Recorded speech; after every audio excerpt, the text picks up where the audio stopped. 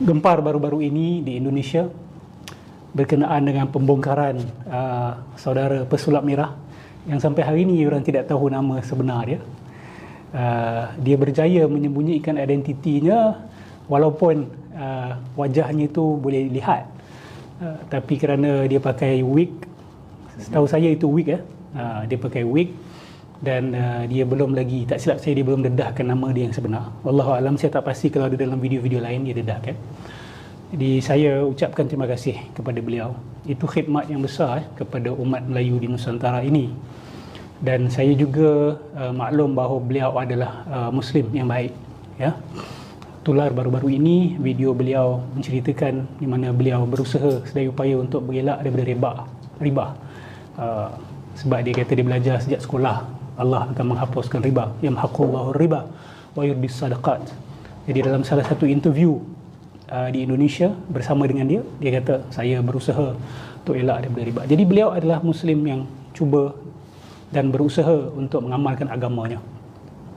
Dan apa yang beliau buat ni, walaupun orang tak kenal dia bukan seorang ulama, dia bukan seorang ilmuwan, tapi dia pakar dalam bidang dia, ya, dalam bidang tricks, dalam bidang hipnosis, ya. Dalam bidang itu beliau, kita boleh kata orang yang dalam bidang lah, ya.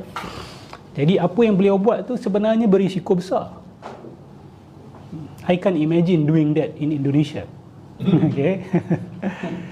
Dan kita lihat baru-baru ini apabila beliau pergi ke Padepokan, ya. Padepokan ni macam pondok Padepokan Gus Samsudin tu, dia tak buat apa-apa pun. Itu pun berlaku keganasan.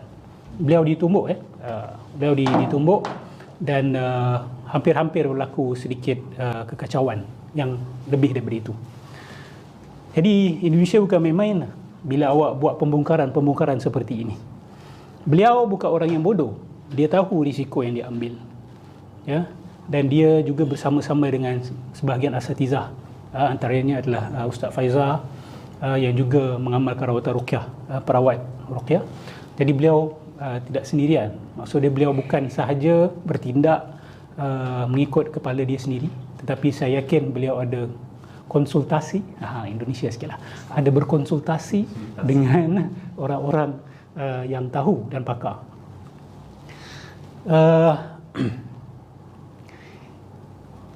Sepanjang sejarah, inilah kerja awal para nabi-nabi Allah sebenarnya, membongkar penipuan, ya? Membongkar tukang-tukang sihir yang menipu, dan hari ini ia diteruskan oleh orang-orang seperti pesulap merah ini. Soalan yang saya sebenarnya nak kita fikirkan bersama-sama adalah, apakah konteks Indonesia sehingga memudahkan ramai orang terpedaya dengan orang-orang seperti Gus Samsudin Jadab ini? Itu soalan yang lebih penting. Dan apa yang kita di sebelah sini, di Malaysia, jadi soalan besarnya adalah, apakah latar belakang masyarakat Islam di Indonesia pada ketika ini, pada tahun 2022, Hijrah 1444, yang masih mengekalkan mereka pada tahap vulnerable untuk terus ditipu oleh orang-orang seperti ini. Ini soalan yang lebih besar. Dan adakah konteks kita di tanah Malaysia ini berbeza dengan apa yang berlaku di Indonesia? Apakah tanah dia? What is kita kata, the soil yang membuatkan orang-orang seperti ini berlambak di sana? Dan kita ada juga orang-orang macam tu dekat Malaysia ni. We have. Dan mereka juga diikuti puluhan ribu oleh orang-orang kita. Dan saya harap masyarakat Islam di Malaysia ini mengambil pelajaran. Jangan pula lepas ni kata, oh, Gus Jadab tu memang penipu, patutlah dibongkar. Tapi yang saya ikut ni bukan penipu. Ada saja saya yakin yang akan cakap begitu. Yang saya ikut ni, dia punya ilmu kebatinan itu tulen, Ustaz. Tulen. Ilmu herbanya tulen, Ustaz. Ya, ilmu herbal tu mungkin betul lah. Kan? Magic, hantu air yang dipanggil tu betul. Itu hantu air yang benar.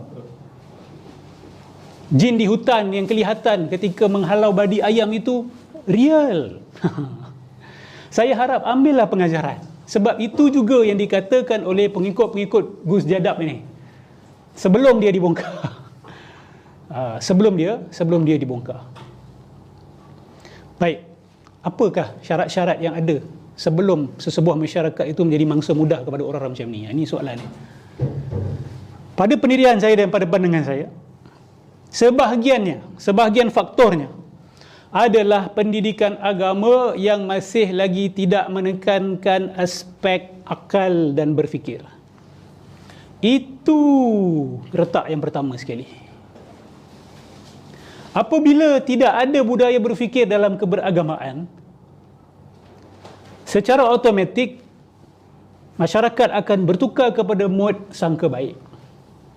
Siapa sahaja yang ke depan dengan kedok agama, dia panggil kedok dengan kedok agama, dengan pakaian, dengan topeng agama, masyarakat yang tidak terdidik berfikir dengan agama, tidak ada pilihan lain kecuali bersangka baik.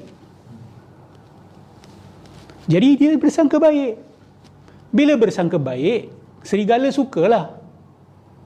Apabila kambing-kambing yang ada itu mudah bersangka baik dengan serigala, itu sangat seronok kepada serigala.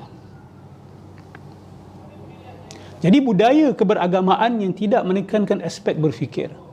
Apabila diajar sesuatu, apabila ada orang recommend, Gus ni bagus, mujarab merawat dengan dia, saya pergi, saya sihat. Ini juga hujah yang diberikan oleh sebahagian orang Malaysia. Ketika kami cuba membongkar salah seorang bomoh, apa orang kata?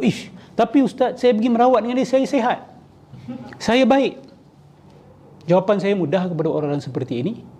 Awak pergi jumpa Sami Buddha ke? Awak pergi jumpa bomoh Siam ke? Berapa ramai yang baik? Adakah kita nak kata orang yang merawat itu lurus akidahnya dan tidak ada penipuan yang dibuat hanya kerana awak sihat? Sebab saya pernah ceritakan tentang placebo dan sebagainya. Bagaimana peranan placebo boleh buat orang sihat walaupun obat yang diberikan itu adalah obat palsu. Okay? Don't underestimate the power of placebo. Baik. Jadi itu yang pertama. Budaya keagamaan yang tidak menekankan aspek berfikir. Kemudian sering disorongkan dengan cerita-cerita ajaib. Cerita-cerita karamah wali. Apa dia? Cerita-cerita selak tirai. Berbicara terus dengan Nabi. Tidak mustahil. Kan? Perkara-perkara luar biasa ini tidak mustahil dilakukan. Selagi orang itu wali, ini benda biasa, perkara biasa, kita tidak perlu memeriksa, kita tidak perlu cek, kita tidak perlu ragui, kita sangka baik. Inilah dia. Ini dua faktor ini menyuburkan skema-skema agama ni untuk wujud dan membuat masyarakat mudah menjadi mangsa. Sebab itu kami di Sidang Kalam, kami sering kali menekankan, sayang punya pasal, tak nak awak kena tipu. Kita tak nak masyarakat kena main.